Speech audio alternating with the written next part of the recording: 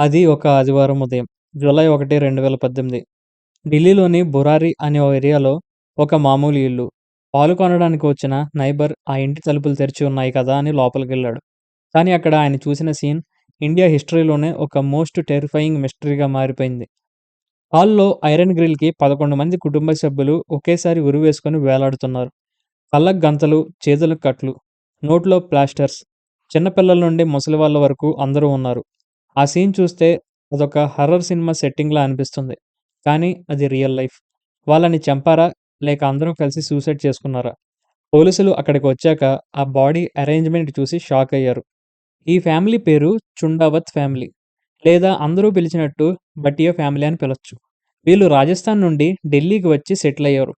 బయట ప్రపంచానికి వీళ్ళు చాలా నార్మల్, హ్యాపీ ఫ్యామిలీ. ఆ ఇంట్లో గ్రోసరీ షాప్ ఉండేది. ప్లైవుడ్ బిజినెస్ కూడా ఉండేది. చుట్టుపక్కల వాళ్ళతో చాలా ఫ్రెండ్లీగా ఉండేవారు. ఆ ఇంట్లో పెద్ద దిక్కు నారాయణదేవి, 77 సంవత్సరాలు. ఆమె కొడుకులు భువనేష్, లలిత్, కూతురు ప్రతిభ. ఇంకా వాళ్ళ పిల్లలు అందరూ బాగా చదువుకున్న వాళ్ళే. ప్రియాంక అనే అమ్మాయి ఒక ఎంఎన్‌సిలో జాబ్ చేసేది. రీసెంట్‌గా ఆమెకు పెళ్లి కూడా కుదిరింది. అంటే ఇంట్లో పెళ్లి సందడి ఉండాలి, సెలబ్రేషన్స్ ఉండాలి. అలాంటి టైంలో ఇంత ఘోరం ఎందుకు జరిగింది? పోలీసులు ఫస్ట్ దీన్ని మాస్ మర్డర్ ఏమో అని అనుమానించారు. ఎవరో శత్రువులు వచ్చి చంపి ఉంటారనుకున్నారు. కానీ ఇంట్లో వస్తువులేమీ పోలేదు. గోల్డ్ అంతా అక్కడే ఉంది. బయట వాళ్ళు లోపలికి వచ్చిన ఆనవాళ్లు అస్సలు లేవు. అప్పుడే పోలీసులకి ఆ ఇంట్లో ఉన్న చిన్న గుడి దగ్గర కొన్ని రిజిస్టర్స్ దొరికాయి. ఆ పుస్తకాలే ఈ కేసు మొత్తాన్ని మార్చేశాయి. పోలీసులు ఆ 11 రిజిస్టర్లను ఓపెన్ చేసి చూస్తే మైండ్ బ్లాక్ అయింది. అది ఎవరో రాసిన డైరీ కాదు. అది వాళ్ళు ఎలా చనిపోవాలో రాసి ఉన్న ఒక ఇన్‌స్ట్రక్షన్ మాన్యువల్. 2007 నుండి 2018 వరకు అంటే దాదాపు 11 ఏళ్లుగా ఆ ఫ్యామిలీలో ఏం జరుగుతుందో అందులో రాసుంది. ఆ డైరీలో ఉన్న రైటింగ్స్ చాలా వింతగా ఉన్నాయి. ఒక మనిషి రాసినట్టు లేదు. ఎవరో డిక్టేట్ చేస్తుంటే రాసినట్టు ఉంది. తండ్రి, ఆత్మ, మోక్షం అనే పదాలు ఎక్కువగా ఉన్నాయి. ఆఖరికి వాళ్ళు చనిపోయిన రోజు జూలై 1వ తేదీన ఏం చేయాలో కూడా క్లియర్‌గా స్టెప్ బై స్టెప్ రాసుంది. రాత్రి 1 గంటకు తపస్సు మొదలెట్టాలి. కళ్ళకు పట్టీ కట్టుకోవాలి, చేతులు కట్టుకోవాలి. అప్పుడు భూమి కంపిస్తుంది. ఆకాశం విచ్చుకుంటుంది. అప్పుడు తండ్రి వచ్చి కాపాడుతాడు అని రాసి ఉంది. దీన్ని బట్టి పోలీసులకి ఒక విషయం అర్థమైంది. వీళ్ళు చనిపోవడానికి ఉరేసుకోలేదు. ఏదో రిచువల్ చేస్తూ ప్రమాదవశాత్తు చనిపోయారు. అసలు వీళ్ళని ఇంతలా ఇన్‌ఫ్లూయెన్స్ చేసింది ఎవరు? ఆ ఆన్సర్ పేరు లలిత్. ఈ మొత్తం స్టోరీకి హీరో, విలన్, డైరెక్టర్ అన్నీ చిన్న కొడుకు లలిత్ భాటియా. ఫ్యామిలీ మెంబర్స్ అందరూ లలిత్ మాటని దేవుడి మాటలా నమ్మేవాళ్ళు.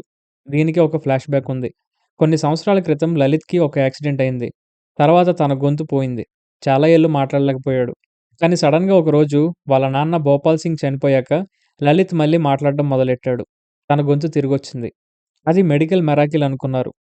కానీ లలిత్ ఏం చెప్పాడంటే, నాన్నగారు నా కలలో వస్తున్నారు, నా ద్వారా మాట్లాడుతున్నారు అని ఫ్యామిలీని నమ్మించాడు. అప్పుడు లలిత్ గొంతు మారిపోయేది. తండ్రిలా గంభీరంగా మాట్లాడేవాడు. ఆశ్చర్యకరంగా లలిత్ చెప్పిన సలహాలు ఫాలో అయ్యాక వాళ్ళ బిజినెస్ బాగా పెరిగింది. ఇంట్లో సమస్యలు తీరిపోయాయి. దీంతో ఫ్యామిలీకి లలిత్ మీద బ్లైండ్ ఫెయిత్ ఏర్పడింది. లలిత్ ఏం చెప్తే అదే ఫైనల్. ఆఖరికి పిల్లలు కూడా అతన్ని గుడ్డిగా నమ్మారు. ఇక్కడే సైకాలజీలో ఒక కాన్సెప్ట్ ఉంది. అది తర్వాత చూద్దాం.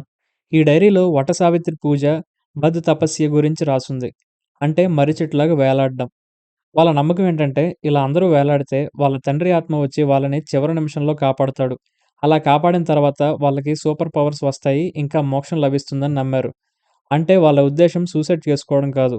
వాళ్ళు చనిపోతాం అని అస్సలనుకోలేదు. నాన్న వస్తాడు, కాపాడుతాడు అని ఒక్క నమ్మకంతో గాలిలో వేలాడారు. కళ్ళు మూసుకున్నారు. కాబట్టి పక్కన ఏం జరుగుతుందో కూడా ఎవరికీ తెలీదు. కాళ్ళు అందకుండా స్టూల్స్ తన్నేశారు. కానీ ఊహించని విధంగా ఎవరూ రాలేదు. గ్రావిటీ తన పని తను చేసుకుపోయింది. ఒక చదువుకున్న ఫ్యామిలీ, మోడర్న్‌గా ఉండే ఫ్యామిలీ ఇలాంటి మూఢనమ్మకాలని ఎలా నమ్మింది? 15 ఏళ్ల పిల్లలు కూడా ఎందుకు ఎదురు చెప్పలేదు? అక్కడే ఆ ఇంట్లో ఉన్న సైకలాజికల్ కండిషన్ బయటపడింది. ఫ్రెండ్స్, వీడియో కంటిన్యూ చేసే ముందు మీరు ఇంకా మన ఛానల్‌ని సబ్స్క్రైబ్ చేయకపోతే వెంటనే సబ్స్క్రైబ్ చేసుకొని పక్కనే ఉన్న బెల్ ఐకాన్‌ని యాక్టివ్‌లో పెట్టండి. ఓకే. ఈ విషయాన్ని ఇప్పుడు సైన్స్ వైపు నుంచి చూద్దాం. ఈ ఫ్యామిలీకి షేర్డ్ సైకోటిక్ డిజార్డర్ అనే కండిషన్ ఉందని సైకాలజిస్టులు కన్ఫర్మ్ చేశారు. అంటే ఇంట్లో ఒకరికి ఒక భ్రమ ఉంటుంది. మిగిలిన వాళ్ళు ఎమోషనల్‌గా అతని మీద డిపెండ్ అవ్వడం వల్ల ఆ భ్రమ మిగతా వాళ్ళకి కూడా స్ప్రెడ్ అవుతుంది. లలిత్‌కి తన తండ్రి ఆత్మతో మాట్లాడుతున్నా అనే ఒక హెల్యూసినేషన్ ఉంది. ఫ్యామిలీ మెంబర్స్‌కి లలిత్ మీద ఉన్న ప్రేమ, భయం వల్ల వాళ్ళు తమ సొంత ఆలోచనలే పక్కన పెట్టేశారు. ఇది ఒక కల్ట్ లాగా మారిపోయింది. బయట ప్రపంచానికి వాళ్ళు నార్మల్. కానీ ఇంట్లో మాత్రం లలిత్ ఒక దేవుడు. అందుకే ఎవరు క్వెషన్ చేయకుండా ప్రాణాలు వదిలేశారు. జూన్ 30, 2018 రాత్రి ఏం జరిగిందో రీకన్‌స్ట్రక్ట్ చేద్దాం. రాత్రి 10 గంటలకి వాళ్ళు దగ్గరలో ఉన్న దాబా నుండి 20 రొట్టెలు ఆర్డర్ చేశారు. కానీ పోస్ట్‌మార్టం ప్రకారం ఎవరూ డిన్నర్ చేయలేదు. ఆ రొట్టెలు అలాగే ఉన్నాయి.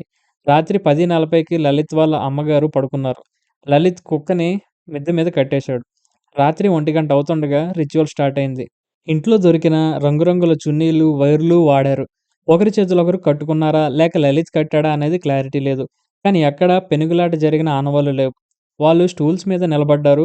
మెడకు ఉచ్చు బిగించుకున్నారు. డైరీలో రాసినట్టుగా కరెక్ట్‌గా 1 అవ్వగానే వాళ్ళు స్టూల్స్‌ని తన్నేశారు.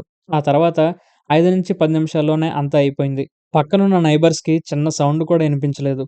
ఈ కేసులో మీడియా ఫోకస్ మొత్తం ఒక విషయం మీద పడింది. ఆ ఇంటి బయట గోడకి 11 పైపులు బయటికి కనిపిస్తున్నాయి. షాకింగ్ విషయం ఏంటంటే ఆ పైపుల్లో 4 స్ట్రెయిట్‌గా ఉన్నాయి. 7 వంగి ఉన్నాయి. చనిపోయిన వాళ్ళు కూడా నలుగురు మగవాళ్ళు, 7గురు ఆడవాళ్ళు. ఇది చూసి అందరూ ఆశ్చర్యపోయారు. ఈ పైపులు ఆత్మలు వెళ్ళడానికి పెట్టారా అనేది న్యూస్ ఛానల్స్‌లో డిబేట్స్ జరిగాయి. అయితే పోలీసులు కాంట్రాక్టర్‌ని పిలిచి ఎంక్వైరీ చేస్తే అవి జస్ట్ వెంటిలేషన్ కోసం పెట్టాను సార్. కోయిన్సిడెన్స్ మాత్రమే అని చెప్పాడు. కానీ డైరీలో రాసిన విషయాలు ఆ 11 పైపులు, 11 కిటికీ ఓచలు అన్నీ మ్యాచ్ అవ్వడం నిజంగా కోయిన్సిడెన్సా? లేక లలిత్ ప్లానా అనేది ఇప్పటికీ మిస్టరీ. అక్కడున్న పైపుల్ని తర్వాత భయంతో నైబర్స్ పగలగొట్టేశారనుకోండి అది వేరే విషయం. ఈ ఇన్సిడెంట్ మన ఇండియన్ సొసైటీకి బాగా ఒక గట్టి గుణపాఠం నేర్పింది. మనం ఫ్యామిలీ పరువు, సీక్రెట్స్ అంటూ గోడల మధ్య ఏం జరుగుతుందో బయటికి చెప్పం. ఈ ఇంట్లో ప్రియాంక లాంటి వెల్ ఎడ్యుకేటెడ్ అమ్మాయి కూడా తన ఎంగేజ్‌మెంట్ గురించి ఆలోచించకుండా ఈ మూఢనమ్మకాన్ని ఎలా నమ్మింది?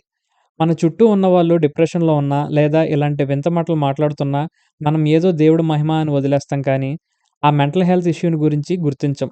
లలిత్‌ని గనక సరైన టైంలో సైకియాట్రిస్ట్‌కి చూపించుంటే, ఈరోజు 11 మంది బతికుండేవాళ్ళు. ఇదేదో ఊర్లో జరిగిన విషయం కాదు. దేశ రాజధాని ఢిల్లీలో జరిగింది. టెక్నాలజీ ఎంత పెరిగినా, మనిషి మనసులోని భయం, మూఢనమ్మకం ఇంకా అలానే ఉన్నాయని ఈ కేసు ప్రూవ్ చేసింది. ఇది ఒక వార్నింగ్ బెల్ లాంటిది. ఫైనల్‌గా ఆ ఇల్లు ఇప్పుడు ఏమైంది? ఆ 11 మంది చనిపోయాక ఆ వీధిలో వాళ్ళు భయపడిపోయారు. దెయ్యాలు తిరుగుతున్నాయని రూమర్స్ వచ్చాయి. కానీ ఆశ్చర్యంగా ఇప్పుడు ఆ ఇంట్లో వేరే ఫ్యామిలీ అద్దుకుంటుంది. కింద ఉన్న షాప్‌లో ల్యాబ్ నడుస్తుంది. మళ్ళీ లైఫ్ అంతా నార్మల్ అయిపోయింది. కానీ ఆ డైరీలో రాసిన చివరి పేజీ మాత్రం ఎప్పటికీ ప్రశ్నగా మిగిలిపోతుంది.